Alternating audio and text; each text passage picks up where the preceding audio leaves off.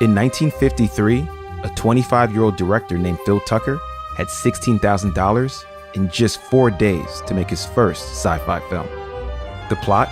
A creature comes to Earth with a death ray and wipes out all of humanity, except for 8 people who are immune to the creature's weapons. He called the film Robot Monster. With the swiftness of a deadly cosmic ray, the Earth is invaded by indestructible moon monsters. Their ghastly mission, death for all humans. The film was so low budget, Tucker couldn't even afford a good alien costume, so he had the monster in a gorilla suit with a TV for a head. What astounding technical developments are being made to protect mankind. The release was a disaster. It was widely panned. Its lasting legacy would have been that it was one of the worst movies of all time. But in the early 2000s, a kid from New Jersey with a knack for drawing comics saw a picture of the robot monster, and it stuck with him.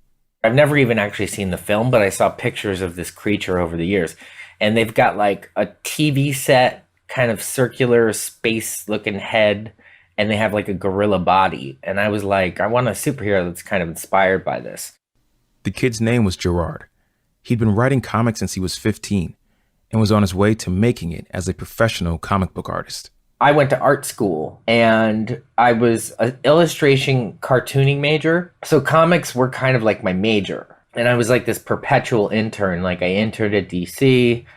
I pitched a cartoon to Cartoon Network. And then I landed a job as a toy designer at this place called Funhouse in Hoboken. But that's like right when the band took off. That band, Gerard's side hustle, would become massive alt-punk sensation, My Chemical Romance. Seemingly overnight, My Chemical Romance and Gerard were making some of the most popular music in the world, getting spins on terrestrial radio, dominating music video countdowns. They were even nominated for a Grammy.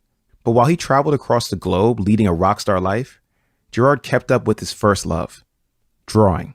So I really missed comics, and we were in Japan and we did a signing at a shop, and one of the fans gave me a little marker set, and it was Copic markers. They were like the greatest markers that I had ever used before. And so I started to create Luther. Luther, a superhero with a gorilla body and space helmet who lives on the moon, was the very first character Gerard drew in what would become his hit comic book, The Umbrella Academy. I'm Brandon Jenkins, and this is Behind the Scenes, The Umbrella Academy. This season, we're going backstage and inside the making of Season 2. The first season of the show, based on Gerard's comic of the same name, launched in February of last year and quickly became one of the most beloved series on Netflix. Now it's back for its second season with bigger effects, bigger characters, and bigger drama. We're going to catch you up on everything that's gone down in the Umbrella Academy universe so far. And we'll spend the next 5 episodes breaking down how the team shot the multi-million-dollar superhero production across 2 countries, and how in the midst of a global pandemic, they managed to finish it from inside their own homes. But first, we wanted to take a look back and dig into the roots of the Umbrella Academy. So today, I'm catching up with the creators of the comic and the guy tasked with making the TV series. We talk about how the graphic novel was adapted for your screens.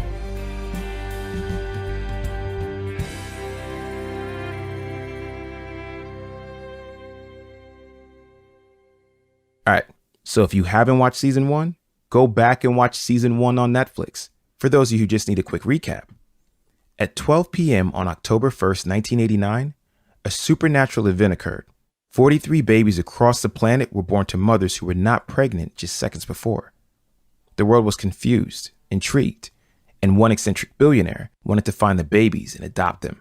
He ended up with 7. Each baby had a superpower.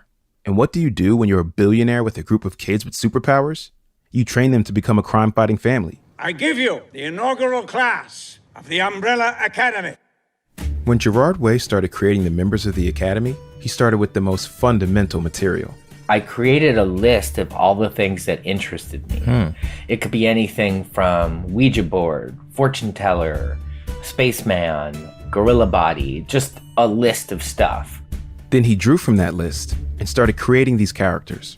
All in all, he would draw 7. The first, Luther, the half man, half gorilla, was the team's de facto leader. He was also the child closest with their father. Just a dad's favorite spot. Dad had a favorite spot? Yeah, you know, under the oak tree. We used to sit out there all the time. None of you ever do that?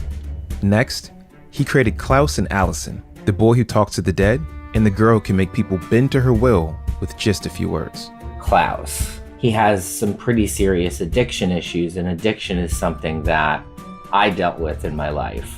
He's also a little bit spooky and supernatural, and my persona in My Chemical Romance is very similar to that. I can't just call Dad in the afterlife and be like, Dad, could you just stop playing tennis with Hitler for a moment and take a quick call? Since when? That's your thing. I'm not in the right frame of mind. You're high? Yeah.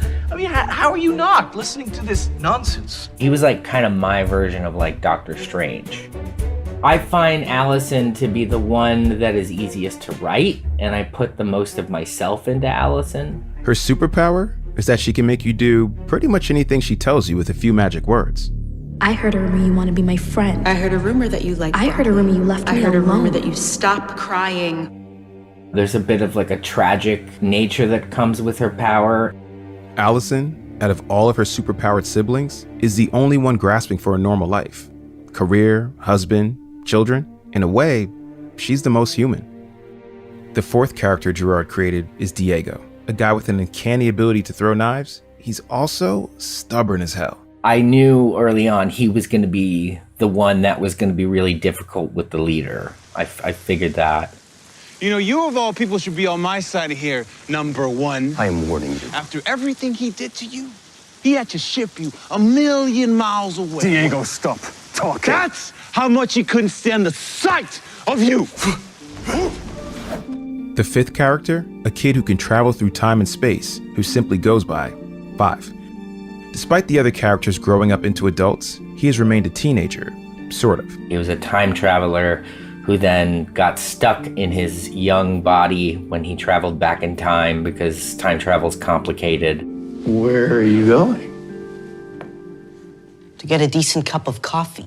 Do you even know how to drive? I know how to do everything. So then came the horror. The horror, aka Ben, aka the dead sibling who only Klaus can see.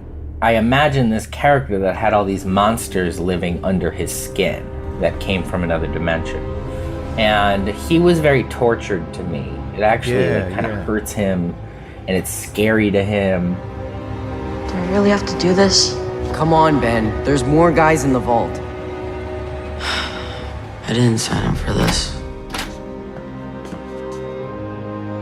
And then finally, number 7, Vanya, who seemingly has no powers besides playing the violin. I was at this cafe in Manhattan when I was living in Brooklyn, and it was called the Sidewalk Cafe, I believe. And on the wall, they had a white violin just as decoration. And I remember looking at that and thinking to myself, that would be a cool superhero. And Vanya was always kind of designed to be a character who wasn't special, that was going to transform into that. Look, if I was special, I would have been in the Umbrella Academy. I'm so sorry you got stuck with the ordinary one. These 7 adopted siblings, forced together by supernatural events, formed the Umbrella Academy. Both the original comic and season 1 of the show start at the funeral for the Academy's patriarch, the eccentric Sir Reginald Hargreaves. We learn that while the siblings ventured away from home as teenagers, after years of fighting and a toxic upbringing, they returned home, back together for the first time in years. And all of their dysfunctions and old conflicts come bubbling to the surface. He was a bad person and a worse father. The world's better off without him. Diego. My name is number 2.